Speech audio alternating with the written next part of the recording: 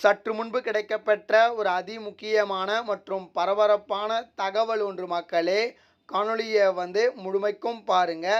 2026 தேர்தல் வருவதற்கு 8 மாதங்களே இருக்கக்கூடிய சூழ்நிலையில் பார்த்தீங்கன்னா, அனைத்து விதமான கட்சிகளும் அனல் பறக்கும் கட்சி வேலைகளை ஈடுபட்டு இருக்காங்க. இதில் பார்த்தீங்கன்னா குறிப்பாக 234 தொகுதிகள் இருக்கிறது. 234 தொகுதிகளில் அதிமுக வேட்பாளர்கள் 168 தொகுதி இடங்களில் பார்த்தீங்கன்னா அதிரடியாக போட்டியிடுவார்கள் அப்படின்னு சொல்லிட்டு அதிமுக சார்பாக தெரிவித்திருக்கப்பட்டிருக்கு.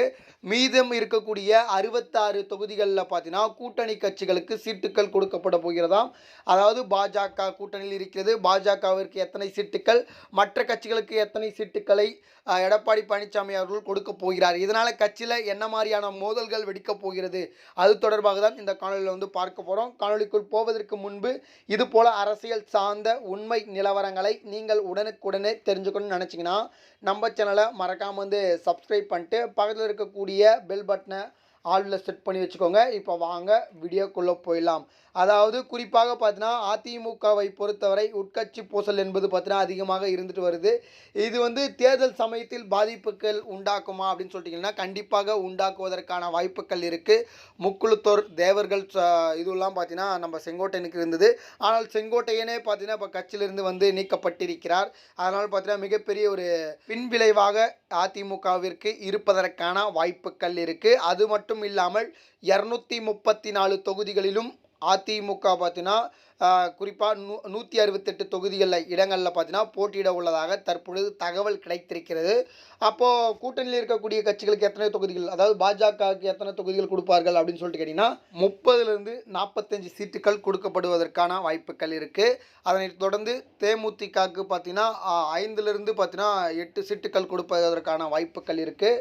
அதுக்கப்புறம் நம்முடைய பாமகவுக்கு பார்த்தீங்கன்னா 8லிருந்து 10 சீட்டுகள் கொடுப்பதற்கான வாய்ப்புகள் இருக்குது. இன்னும் சீட்டுக்களை மற்ற கட்சிகளுக்கு கொடுக்கலாம் அப்படின்ற ஒரு திட்டத்தை எடப்பாடி பழனிசாமி வகுத்திருக்கிறாராம். குறிப்பாக எடப்பாடி பழனிசாமி இந்த தேர்தலை முக்கியமான தேர்தலாக கருதுகிறார்.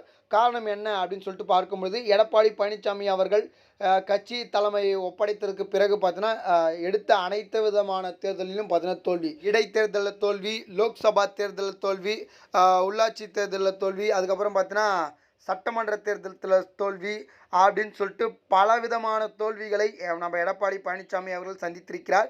அதனால் பார்த்தீங்கன்னா இந்த தேர்தலில் எப்படியாவது வெற்றி பெற்று நிரூபித்தாக வேண்டும் அப்படின்னு சொல்லிட்டு மும்புறமாக அதிமுக பார்த்தீங்கன்னா சர்வே எடுத்து கொண்டிருக்கிறார்கள்.